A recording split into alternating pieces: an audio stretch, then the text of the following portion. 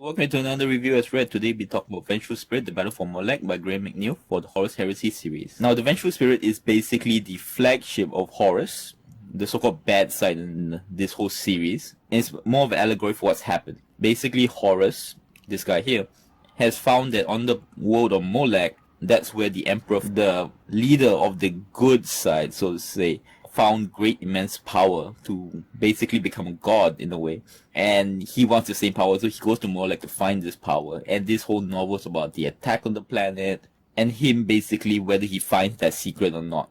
Now there's a subplot in the story of Gabriel Loken, who used to be a son of Horus, who used to be a lunar wolf, which became the sons of Horus, by the way, when they turned traitor.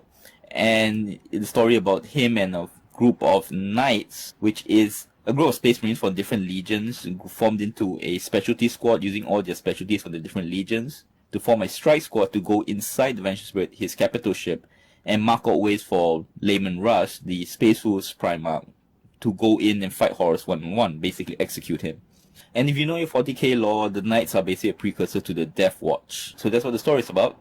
We'll go through the cons, pros, and a conclusion. So let's get into it. Now the first con, now the thing is, I'll come out right now and say I like the book a lot. And you don't need to know the lore to understand and enjoy this book, because the explanations are very, very good. It's just the fact that this series is so long, and if you know the lore, it will be better.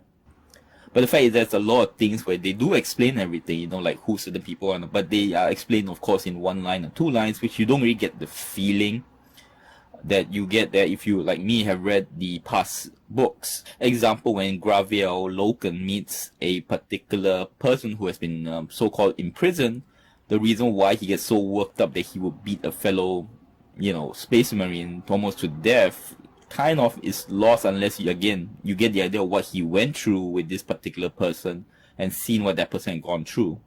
And on point for Gabriel Loken, the other con is the subplot of Gabriel Loken and his knights infiltrating the Vengeful Spirit is good, but because the other story is so much better, in a way, it's so good that whenever it gets to the part where they are inside the Vengeful Spirit marking out the way for Layman Russ and all, you just keep thinking in your head, okay, let's move on. I want to see what happens on Molech, for example. The Gabriel Loken story is not as linked in this just one novel. Yeah, of course, it makes total sense in the larger scheme of things. Like the last thing is, of course, is plot holes.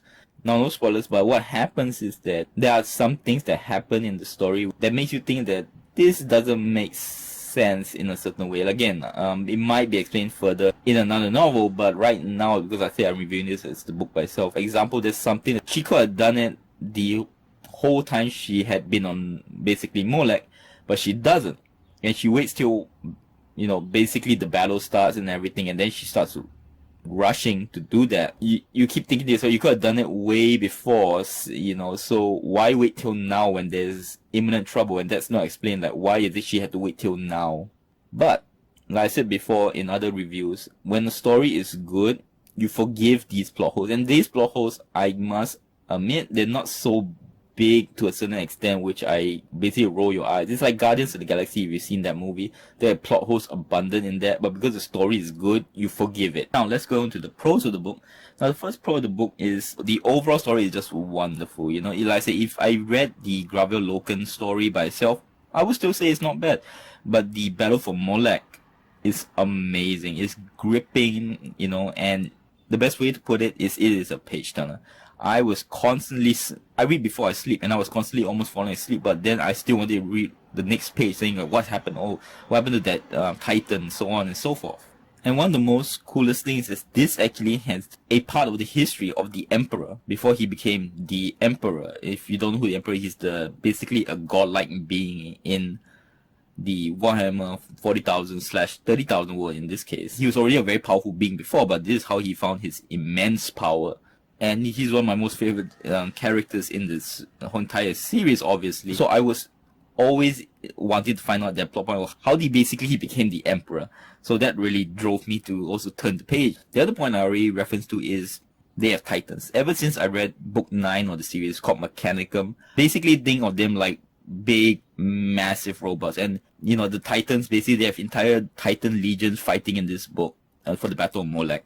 And they even have an Imperator Titan. Basically, Imperator Titan is the largest class of Titan you have. These Titans, they call them god machines for a reason, and they're fighting it out on the field. Then they go through the whole thought processes of the princess, which control these things. It's absolutely epic. And the highlight that makes it that you can even read this story without knowing any of the Horus Heresy or Warhammer 40,000 lore is because the attack on Molech is just a great sci-fi story. And of course the secret of the Emperor and all that, you know, because it's everything: betrayal, the tactics, strategy. And basically for such a thick book of over 600 pages, they get to the attack of Molech pretty fast. So it doesn't feel like one of those stories where they drag the book out till and the attack is basically like 30 pages. It gets to what you want in a decent time, yet giving each character enough time that doesn't overstay its welcome. You know, there are some stories which you read, which the characters are good at the start, but then because they keep harping on them for every little thing they do, like one